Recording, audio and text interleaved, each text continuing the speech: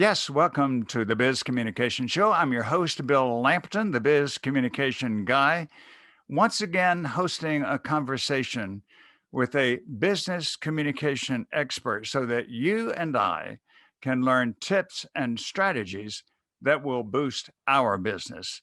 My guest today is one I met through our mutual participation in Clubhouse. We've had several opportunities there to get to know each other's work. I respect so much what he does and knows and teaches that I invited him to be with us today.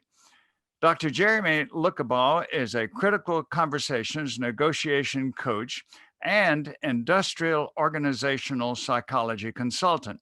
He has served a variety of organizations, ranging from just a few to over 10,000 employees.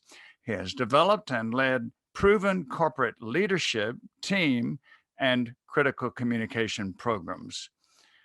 Dr. Lucanbaugh's coaching, analysis of personality through psychometric assessments, leadership and team workshops, and full programs have resulted in more and better deals, observable behavioral change, fewer misunderstandings, enhanced synergy, increased productivity, and greater retention. Those are great services. That's why we have him on here. Welcome to the Biz Communication Show, Dr. Jeremy Lucabaugh. Hello, Jeremy. Hello, Bill. Thank you so much for having me on your show.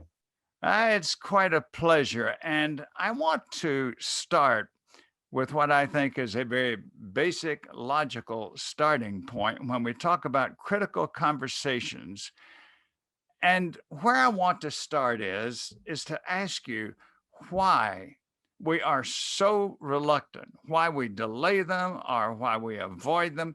And I think back to my 2 decades in management, and I thought of some examples talking to an employee who has poor personal hygiene and the other employees have complained about it, talking to an employee who had inappropriate dress behavior, talking to an employee who is constantly late, talking to an employee who is an inveterate complainer.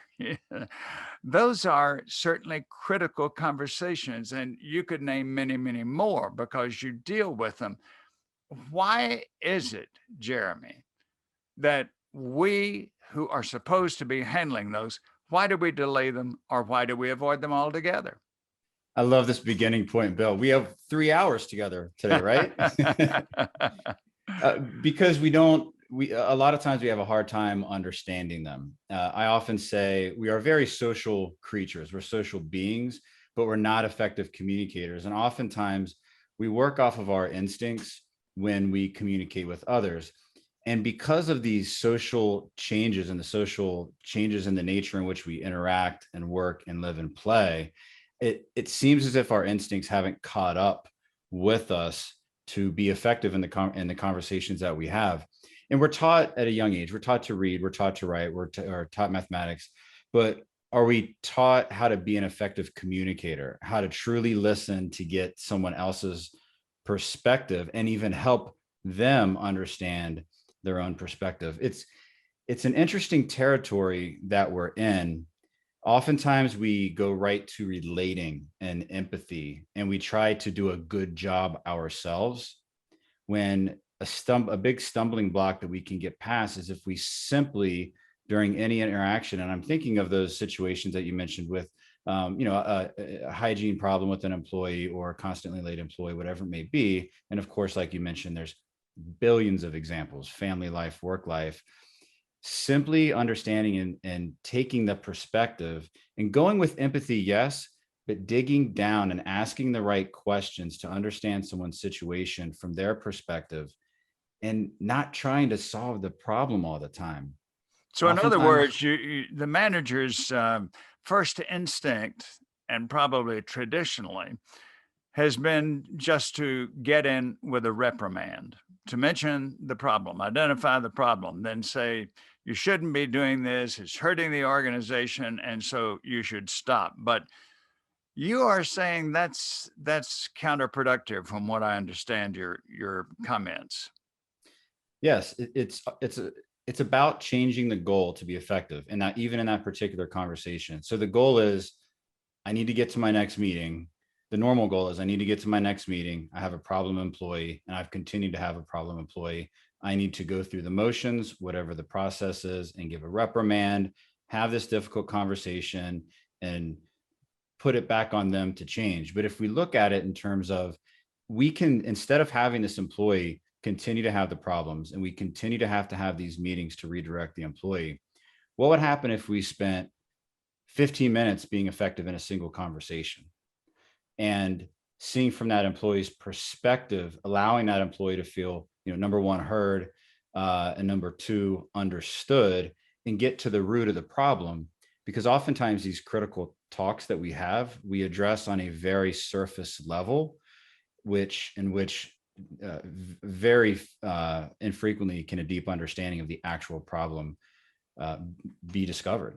So, for example, the employee who is constantly late to work, we might find out that that employee is in a very serious and prolonged domestic dispute. And every morning, it's everything that they can do to even get out of the house. There are factors there that would play into how we handle the situation if we're really probed to find what's behind it, right? Yes, and in that particular kind of conversation, exactly what you said, a lot of people in HR listening to this are starting to cringe a little bit, because they are thinking, look, we can talk and we can be empathetic, but it's the employee's job to get here. We can't deal with these emotional issues and even mental health issues because that's out of our realm of competency. And that's okay, and that's true. However, allowing that employee to see their perspective just a little differently. It sounds like you really want to come to work on time, but you continue to have issues with your home life. And then that person can stop talking. The manager can stop talking and just throw it back. When we have these conversations with employees or anyone, if we focus on not creating defensiveness in the other person, and instead of being defensive, if we can turn them into helpful mode for us, so that we can solve the problem together, that's how we achieve extreme effectiveness in a very short period of time, which also means we don't have to keep spending and wasting unnecessary time because we've solved the problem up front. So, one constructive conversation could take the place of having to have repeated 7 or 8 or 10, which don't get anywhere. Yes, it's just doing what it takes up front, and it's a little more work up front, but it saves time in the end. And again, as humans, we want things, we want things sooner than later. And oftentimes we don't have the patience or understanding. But also when people in the workplace, managers, whatever, employees, whatever it may be, when they don't have the skills or the understanding of how valuable these concepts can be, they don't have the training. Who can blame them? It's up to the organization or for them to individually, professionally develop so that they can learn these techniques and become better, not just for their employees, but also reduce a lot of stress for them so that they can do the bulk of the critical thinking work, the bulk of the instructive work, and the bulk of the innovation, and have that employee management piece still be number one or two. But you're going to empower those employees to start to solve their own problems, and you'll be more approachable as a manager before future problems occur. I gather from the information that you gave me that I used for the introduction that this is one service that you help organizations with. You help them understand you've got a problem with this employee or dozens of employees, and the traditional way that you've gone about it and everybody else has gone about it is not going to get the job done. And here's how to do it. Is that one of your main services for organizations? It is. It's helping organizations look at how they're doing now and what are some new things that can be done, and is that better than what we've been doing in the past? Some of these problems that have occurred for months, and quite frankly, for some organizations, decades, and they get put on the back burner. And at some point, there's either a tipping point or there's simply an aha moment that states, oh my goodness, we should look at this because of either data from an engagement survey, whatever it may be. It's finding new constructive ways to solve these problems, really once and for all. Jeremy, as you and I are talking now, we've gone through 16 to 18 months when people in the workplace were scattered. Many of them who'd never worked from home before started doing that out of necessity, out of health reasons. And management then was not able to have the in person, face to face conversations, particularly on these critical matters we're talking about. So, what kind of guidance did you give managers, supervisors, CEOs during that time? You can't ignore the critical conversation need until everybody gets back in the workforce. So, we're using Skype, we're using Zoom, we're using email. What kind of advice did you give on, as we say, pivoting so we could make that effective with this new technology approach? This is such a fun question to engage in because it's, for the most part, it's pretty new. When we look at the video communication, the one thing that we're lacking is body language. I've been moving my hands this entire time, and normally that can show whoever I'm speaking to either my interest level, et cetera. And we all know enough about body language to understand that, below this area, there's a lot that goes on: crossing of the legs, defensive posture, what have you. Clenched fist. Clenched, yes. And it's interesting because it seems like we've become even more perceptive to the above the midsection body language with the Because that's what we're seeing so much. Yes. Yeah. So we're much more in tune to it. And it seems like there are many people who aren't giving the grace or are able to call those out because, again, they don't quite understand that body language. The suggestions that I make and the recommendations are: notice whatever body language that you're seeing with the employee that's across the screen, or if you're running a meeting with a group of employees, be extra key on using a name. Using their name is very, very important. Even if you're just do it in passing, but calling out other people in the room, saying they've had a great idea in the past. Also, if you notice a raising of the eyebrow or a tilting of the neck this way, these are friend signals. Raising of the eyebrow, this showing my neck in the animal kingdom, Bill, I know you know this, means I'm not a threat. I'm giving you my jugular vein. So look for these kinds of signals for people that are able to be quicker advocates for you because they're giving off those friend signals. At the same time, as communicators, as those leading these online screen meetings and interactions, we can do the same thing. Raising of the eyebrow, tilting of the head.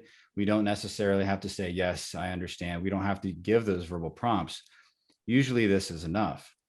It's also okay, and this is a very important point. It's also okay to say, let's say that we had 7 people and we're here on a meeting. It will be okay for me to say, Tanisha, it seems like you have something that you want to say. I know this is a particular point of interest, because that helps us get to know our employees well. If we're wrong in that assumption, Tanisha will say, I'm just listening in. I'm writing down some great ideas. But sounds like our clubhouse room, doesn't it? Yes. People end up speaking 9 times out of 10. You hear some of the greatest comments, insights, and idea because you are able to call those people out. Some people might just be afraid to speak up. They don't want to step on the facilitator's toes, but understand and be able to call out the language. I might say, like, John, I noticed that when I mentioned that, you sat back and you raised your eyebrows. It seemed like that was a curious comment I made. Can you tell us about that? But being aware and being adept at being a facilitator, and make it less about how you're doing as a facilitator and more about your employees' experience and how they're experiencing the time with you. I'll tell you what I'm reminded of right now, Jeremy. I'm reminded of when I was a college student, and I would often sit on the back row, and quite a few times I may have stayed out too late the night before. You know, college students have done that. You might have heard that. Studying late. And so I would put my head down on my desk and take a little snooze. And I was totally unaware that the instructor would even see me, even though I was in a small classroom.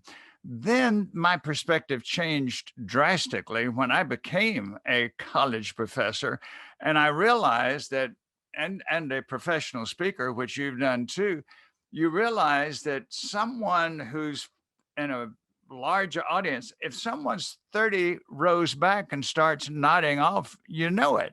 So what I'm getting around to is some of these people who are on, say, a Zoom call, they may be thinking, well, someone else is talking now, so I'm not noticeable. I'm not evident. And so that's why I like so much your bit of calling their names occasionally and reminding them that they really are there and that you're observing their reactions and want their thoughts to participate. And to add on that, you just got my brain going again. Our good friend Trip Braden uses a great technique where he'll say, we're going to go to, and then he'll name 3 or 4 different people. So now you've got 3 or 4 different people who will more or less stand at attention so that they can, when they are called on at that time, they will have heard the conversation, they're in the know, and they can speak constructively to the discussion. So he'll call multiple people out, which really helps bring up that energy and the attention in the room. Yes, Trip Braden, who's probably the most active moderator on Clubhouse and certainly the most capable one that I've run across, just to identify who we're talking about there. Certainly. Jeremy, this conversation, although it wasn't critical, this is fascinating. We must close, but I'm going to ask you to give me in 30 seconds, what are some of the words and phrases that people who are going to hold a critical conversation with an employee, what would you suggest are some of the key words and phrases that might get the conversation going in a constructive direction? Certainly. The main idea is to keep people from going into defensive mode and having to save face. So that is the key. That is the overarching theme. So first, refrain from asking why. That can create defensiveness and also hints at blame to the other person. So instead, ask what or how. For example, if somebody was doing a PowerPoint presentation for us, and we said, we used a different font in the past. Why did you use this font? And they'll stumble over themselves because this, and they feel like they have to defend their choice. But instead, a very simple, we use different fonts in the past. You've looked at this with our new campaign and the new message that we're trying to get across. What do you like about this particular font? Same question, different way. And oftentimes the second version is what we really mean to say, but we're so used to saying why.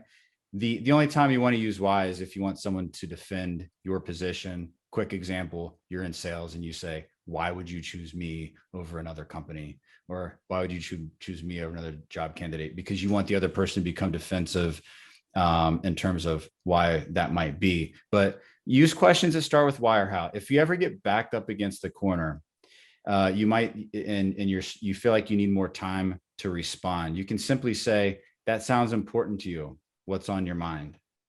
We can always throw the problem that we're facing back to the other person, and we begin to relax a little more, and that new demeanor starts to allow us to have more trust. And some other things that can be said, it's okay to make us, it's okay. I know we're always told from day one, don't make assumptions. I'm going to challenge that. It's okay to make assumptions because people will correct you if you're wrong. But if you notice that someone is, let's say you get to work and somebody is very frustrated, you might, and they're in a meeting and they've been frustrated the whole time. You might say, it seems like you're frustrated with the pace of the meeting. And they might say, they'll correct you if you're wrong, but at least you're trying. You're trying to see things from their perspective. They might say, no, I have a scheduling issue tonight with getting the kids to the sports, and it's just been on my mind and it's been frustrating me. But that's an open point of communication. And because otherwise, what do? When we opened up, Bill, you said, why do we avoid these conversations? We feel like we don't want to get into people's business. We don't want to make wrong assumptions. It's okay to do that. So simply, it seems like XYZ, or it sounds like XYZ. Someone's been working really hard. It seems like you're really dedicated, and there's something about this project that speaks to your passion. I mean, how many employees have heard that today? What percentage? Probably not, Right. not a whole lot. So the end thing is, we don't have to explain a whole lot, and we don't have to do a whole lot of talking. An effective way is one sentence at a time, or one statement at a time, or one question to the other person. Help them see their situation from a deeper perspective than they normally see it on that general surface level. And once you are done with the conversation, you should be able to write down maybe a page or two about how they see the situation. This allows us to be helpful to them, and which will eventually be helpful to us. And I'll make the disclaimer, these things that I'm talking about, they're not the touchy-feely questions and we have to give everyone the complete benefit of the doubt and they can do what they want. It's not about that at all. It's about leading a conversation effectively to a place better than where it normally goes. You've given us great insight about how to approach these critical conversations. Thank you so much. I know, Jeremy, that our viewers and our podcast listeners have benefited so much, will want to get in contact with you. So please give us your contact information. Certainly. You can find me on LinkedIn. I'm the only Jeremy Lucabaugh on LinkedIn. And also you can visit turnboot.com, turnboot.com. That's how you can get a hold of me. Oh, and Clubhouse, Jeremy Lucabaugh as well. Thank you very much. And I certainly encourage people to get in touch with Jeremy. As you can tell from this conversation, he has wonderful, creative, problem-solving approaches that will help every organization. And now that he's given his contact information, I'm happy to share mine. Bill Lampton, the Biz Communication Guy. So logically, my website, bizcommunicationguy.com, invites you to go there to check my services for corporations and leaders. Give me a call. Talk about your communication challenges and problems and how I can assist you with them. Thanks again so much to Dr. Jeremy Lucabaugh for being with us today. Thanks to those of you who joined us. Invite you to be with us again next week for a highly informative, beneficial, and enjoyable session of the Biz Communication Show. I'm your host, Bill Lampton.